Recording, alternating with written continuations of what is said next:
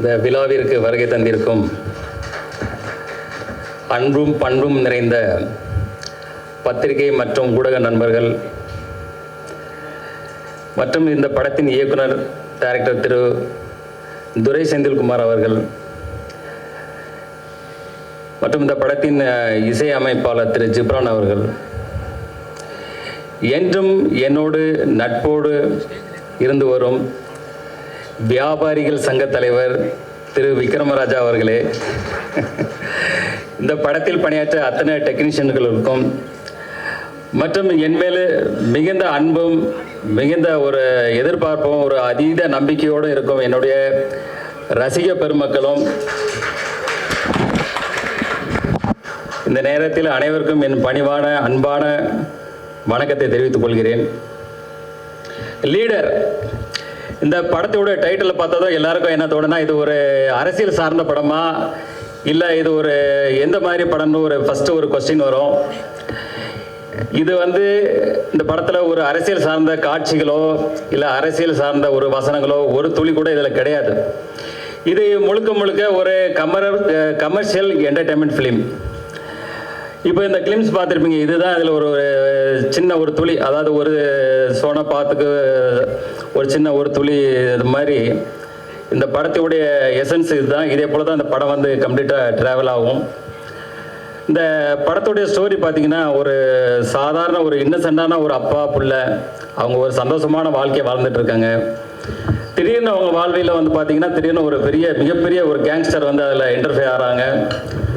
அதுக்கப்புறம் நடக்கிற விஷயங்களை தான் நம்ம டைரக்டர் துரை செந்தில்குமார் அவ்வளோ அற்புதமாக இதில் திரைக்கதை அமைத்து இன்றைய தலைமுறைகளுக்கு பிடித்த மாதிரியான ஒரு திரைக்கதை அமைக்கணும். அதுதான் முக்கியம். இன்றைக்கி கதைகள் அதே தான் இருக்கும், இல்லை இயக்கங்கள் அதே தான் இருக்கும்.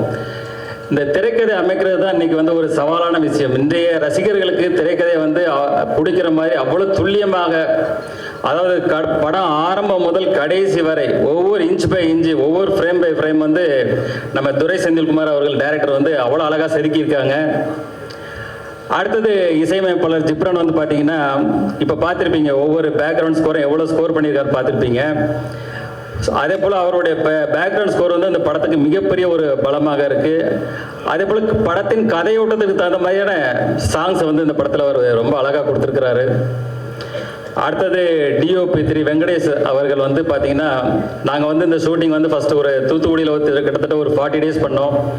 அதுக்கப்புறம் வெளிநாடான ஜார்ஜியாவில் கிட்டத்தட்ட ஒரு 15 days பண்ணோம். ஆஃப்டர் தட் ஜெய்ப்பூர், ஊட்டி, அப்புறம் சென்னையில் லாஸ்ட்டு கிளைமேக்ஸ் ஃபைட், அதே போல் எல்லா விஷயங்களும் பண்ணும்போது அப்புறம் அவ்வளோ அற்புதமாக இருக்கும். நீங்கள் அந்த ஸ்க்ரீனில் பார்க்கும்போது அவருக்கு இந்த படம் அவர் வாழ்வில் அடுத்த கட்ட உயரத்துக்கு எடுத்துகிட்டு போன்றதில் ஒரு துளியும் சந்தேகம் இல்லை. அடுத்தது எடிட்டர் பிரதீப் ராகவ். அவர் பார்த்தீங்கன்னா, இப்போ சமீபத்தில் உள்ள படங்களான டிராகன், ஜனநாயகன் போன்ற படங்களில் பணியாற்றினவர். இந்த படத்தை அந்தளவுக்கு கிறிஸ்பாக, அந்தளவுக்கு ஒரு ஷார்ப்பாக ஒரு ரொம்ப அழகாக பண்ணியிருக்காரு. அவருக்கு என்னுடைய வாழ்த்துக்கள். அடுத்தது ஆர்ட் டைரக்டர் துரைராஜ். அவர் பார்த்தீங்கன்னா, இது செட்டாக இல்லை நிஜமாகவே அப்படி இருந்ததுன்ற அளவுக்கு தான் ஒரு வியப்பாக இருக்கும். அந்தளவுக்கு ஒரு யதார்த்தமான ஒரு செட் அமைச்சு அவர் சிறப்பாக பணியாற்றியிருக்காரு. அவருக்கு என்னுடைய வாழ்த்துக்கள். இதில் அடுத்த ரொம்ப இன்ட்ரெஸ்டிங்கான ஒரு பர்சன் யாருன்னு பார்த்தீங்கன்னா, எங்கள் செட்லேயே மகேஷ் மேத்யூ ஸ்டன் மாஸ்டர். அவர் பார்த்தீங்கன்னா, செட்டுக்கு வரும்போது ஒரு ட்ராக்கு, ஒரு ஜாக்கெட் போட்டு ஒரு காலேஜ் ஸ்டூடெண்ட் மாதிரி ஒரு அப்படியே ஒரு பவர்ஃபுல்லாக வருவார். அவர் வந்தாலே செட்டில் எல்லாருக்குமே ஒரு எனர்ஜி, ஒரு பவர் வந்துடும்.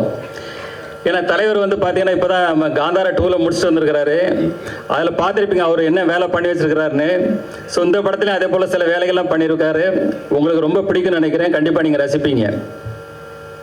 அடுத்தது சிறு வயசுலேருந்து எனக்குள்ள ஆசைகளை சொல்லிட்டார் சார். நான் பேசலான்னு அதுக்கு முன்னாடி சார் சொல்லிட்டாரு, இருந்தாலும் சொல்கிறேன். சொன்ன மாதிரி சிறு வயசுலேருந்து எனக்கு சினிமா துறை மேலே மிகப்பெரிய ஆர்வம் இருந்தது. என்னுடைய ஃப்ரிட்ஜில் பார்த்தீங்கன்னா ஒரு பக்கம் ஷாருக் கான், ஒரு பக்கம் சல்மான் கான், 2 பேரோட படம் ஒட்டி வச்சுருப்பேன். அப்போ என் தாயார்கிட்ட சொல்வேன், நான் ஒரு நாள் இதே போல் ஒரு நடிகர் ஆவேன் அப்படின்னு சொல்லும்போது தாயார் சிரிச்சுட்டு சந்தோஷம்னு சொல்லுவாங்க. ஆனால் என்னுடைய சூழ்நிலை என்னுடைய ஃபேமிலி பிஸ்னஸ், என்னுடைய தந்தையாரோட மேலே நான் மிகப்பெரிய பக்தியும் மிகப்பெரிய ஒரு மரியாதையும் உள்ளவன். ஸோ என்னுடைய தந்தையார் பிஸ்னஸை நான் அவங்க கூட எடுத்து அவங்க கூட ட்ராவல் பண்ணும்போது எனவே முழுமையாக ஒப்படைச்சு என்னுடைய முழு உழைப்பையும் கொடுத்து, ஏன்னா ஃபஸ்ட்டு பார்த்தீங்கன்னா காலையில் முதல் ஆளாக நான் ஸ்டாஃப் வரக்கு முன்னாடி முதல் ஆளாக கடைக்கு போவேன். கடை வேலையை முடிச்சு லாஸ்ட்டாக தான் நான் வந்து கடைசி ஆளாக தான் நான் வந்து போவேன்.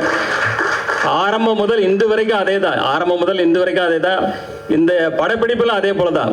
செட்டுக்கு முதல் ஆளாக தான் போவேன், கடைசி ஆளாக தான் போவேன். ஏன்னா அந்தளவுக்கு நான் எதில் இறங்குறனோ அதில் முழு ஃபோக்கஸ்டாக இவனுடைய முழு உழைப்பையும் அதில் இறக்கி செய்வேன். அதுதான் என்னுடைய கேரக்டர். அப்புறம் பார்த்தீங்கன்னா இந்த படத்துடைய கண்டென்ட் வந்து இன்றைக்கி வந்து மக்கள் வந்து ஒரு பக்கம் கண்டென்ட் ஓரியன்ட் படம், ஒரு பக்கம் வந்து மாஸ் ஆக்ஷன்றாங்க. இப்போ நாங்கள் வந்து இதில் இந்த படத்தில் என்ன மெயினாக இது பண்ணியிருக்கோன்னா, ஒரு நல்ல ஒரு கதையம்சம் கண்டென்ட் இருக்கணும், அதே போல் ஒரு மாஸ் எலிமெண்ட்ஸு ஆக்ஷன் சீக்வன்ஸ் இருக்குன்ற மாதிரி இன்றைக்கி எல்லா தரப்பு மக்களுக்கும் இன்றைக்கி உள்ள ரசிகர்களுக்கு பிடிக்கிற மாதிரி இது ஒரு சிறப்பான படமாக இருக்குது. எங்கள் படக்குழுவும் சரி, நானும் சரி, இதை பார்த்துட்டு மிகப்பெரிய சந்தோஷமும் மிகப்பெரிய சாட்டிஸ்ஃபைடாக இருக்குது. அதே சந்தோஷமும் அதே சாட்டிஸ்ஃபைடும் உங்கள் எல்லாருக்கும் கிடைக்கும்னு நினைக்கிறேன். அப்புறம் சினிமா துறையை வந்து பார்த்தீங்கன்னா இன்றைக்கி வந்து ஒரு தனிநபர் வெற்றி இல்லை, ஒரு படம் வெற்றி அடைகிறது ஒரு தனிநபர் வெற்றி இல்லை. அதாவது சினிமா துறையில் இன்றைக்கி வந்து பலாயிரம் தொழிலாளர் இருக்காங்க. இந்த பக்கம் தேட்டரில் பார்த்தீங்கன்னா கிட்டத்தட்ட அதில் பலாயிரம் தொழிலாளர்கள் வேலை செய்கிறாங்க. ஸோ ஒவ்வொரு படமும் நான் வெற்றி அடையணும்னு நினைப்பேன். ஏன்னா இன்றைக்கி வந்து பலாயிரம் தொழிலாளர்கள் வந்து இப்போ சினிமா துறை கொஞ்சம் இறங்குமுகமாக இருக்குது. இன்றைக்கி பலாயிரம் தொழிலாளர்களுடைய வாழ்க்கையை வந்து கொஞ்சம் அவங்களுக்கும் வேலைவாய்ப்புகள் குறையுது, புதுசாக வர்றவங்களுக்கும் வேலைவாய்ப்பு ஒழுங்கான முறையில் கிடைக்க மாட்டேங்குது. அதனால தான் நான் எப்போவுமே நினைப்பேன் அதில் இருக்கிற எல்லா படங்களுமே வெற்றி அடையணும் அப்படின்னு நினைப்பேன். அதே போல் பத்திரிகையாளர்களை நீங்களும் இந்த சினிமா துறை வளர்கிறதுக்கு உங்களுடைய முழு சப்போர்ட்டையும், அது சினிமா துறை மறுபடியும் எழுச்சி பெறதுக்கு உங்கள் அனைவருடைய சப்போர்ட்டும் வேணும்னு கேட்டுக்கிறேன். இந்த படத்தினுடைய சிங்கிள் வந்து வர்ற 14ஆம் தேதி காதலர் தினத்தன்று முதல்ல இதை வெளியிடுறோம், முதல் சிங்கிளை. அப்புறம் வந்து பார்த்தீங்கன்னா மார்ச் 6ஆம் தேதி வந்து கிளிம்ஸ் வெளியிடுறோம். அது இதே போல் ஒரு பவர்ஃபுல், இதோட பவர்ஃபுல் பேக்கடாக இருக்கும். அது நீங்கள் வரும்போது பார்ப்பீங்க. அடுத்தது இந்த படத்தை வந்து ஏப்ரல் மாதத்தில் ரிலீஸ் பண்ணுறதுக்கு எல்லா வேலைகளும் போயிட்டுருக்கு. அதுக்கு முன்னாடி ஒரு 10-12 நாளைக்கு முன்னாடி நாங்கள் வந்து ஆடியோ ஃபங்க்ஷன் வந்து ரொம்ப கிராண்டாக பண்ணணும். அதுக்கான வேலைகளும் போயிட்டுருக்கு. அந்த நேரத்தில் ப்ரெஸ்ஸு உங்கள் முன்னாடி தான் எல்லா இதுவும் நடத்துவோம். உங்கள் எல்லாருக்கும் இப்போவே உங்களுக்கு இன்விடேஷன் பண்ணிடுறேன். எல்லாரும் கலந்து கொண்டு இந்த விழாவை சிறப்பாக செய்யணும்னு இப்போவே வேண்டி கேட்டுக்கிறேன். அதே போல் இந்த ஆடியோ ஃபங்க்ஷன் விழாவில் ரசிகர்களாகட்டும், அதில் கலந்து நடித்து அதில் ஒர்க் பண்ண எல்லா டெக்னீஷியன்ஸ், அதே போல் ஆல் ஆர்டிஸ்ட் எல்லாருமே அதில் கலந்துக்கிடுவாங்க. அதுக்கப்புறம் தொடர்ந்து படத்துக்கான ப்ரொமோஷன் உங்கள் மீடியா உங்கள் கூட தான் இணைந்து செயல்பட போகிறோம். நீங்கள் எல்லாம் தொடர்ந்து எங்களுக்கு ஆதரவு தரணும். மீண்டும் ஒரு முறை உங்கள் எல்லாருக்கும் நன்றியும் வணக்கங்களையும் கூறிக்கொண்டு உங்களிருந்து விடைபெறுகிறேன். நன்றி, வணக்கம்.